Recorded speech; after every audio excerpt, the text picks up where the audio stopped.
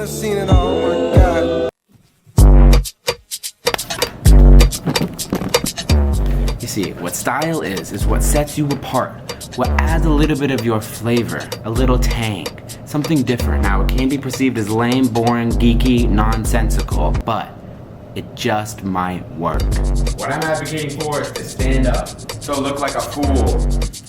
So on the last day, in order to submit a college application, you need to write 3 essays, and I had to write all of my essays at the same time as I told my friends I was gonna hang out with them. So they came over, I sit down, I'm looking at my computer, and it's just these vague, ambiguous, abstract questions. I put my thinking cap on and I type out 3 800-word essays, like out of thin air, and they all sounded elegant, amazing, and they got me into the college of my dreams. But I think this led me to the realization that inauthenticity sometimes is a bad thing. I want to have my own style. I want to be authentic, and I want to have this idea that if it's mine, I stamp my approval on it. And from then on, I can be on board with it till the day I die. You see, last night I was watching Inglourious Basterds by Tarantino, and you can just tell the entire structure of the movie is just dripping of Tarantino, and you can feel it. Like, you just see that he has such creative, interesting ways of making things unique and his own, and I think it's like a distinguishing style. People have a certain fashion style, and they think that's interesting.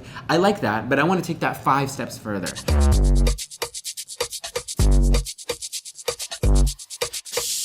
So then you gotta ask yourself, what sets people apart? Well, firstly, I think it's most important to copy the greats, to have a mission to make sure that whatever they did to get where they are can be replicated and iterated upon.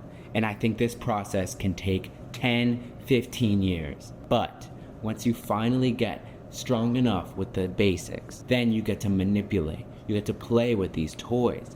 Just like a Picasso painting, you get to learn what makes realism different than abstract. But in the meantime, a lot of people don't want to wait for this process to happen. They don't want to gain clarity, they want creativity. And here's a shortcut. The most creative moments in my life have always come from the sounds of nothing, from the absence. It's in those mundane moments that you get the biggest amounts of clarity. And I think this is one thing that the productivity world does not understand. It's not that you need to fill your calendar to the brim, but that you need to routinely practice and iterate while being on a deadline. You see, I think what you need to understand is that clarity comes not from a thick schedule. When you get to have these flow states, this is what I've been chasing so far. I strive personally to create a video every day so that I have to constrain myself, because without rules, there is no playing.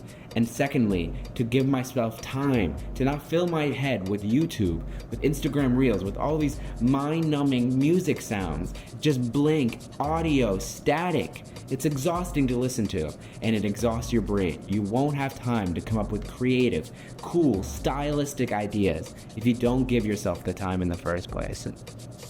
Okay guys, my name is Pierre, jonah. I hope you guys enjoyed. Have a great day.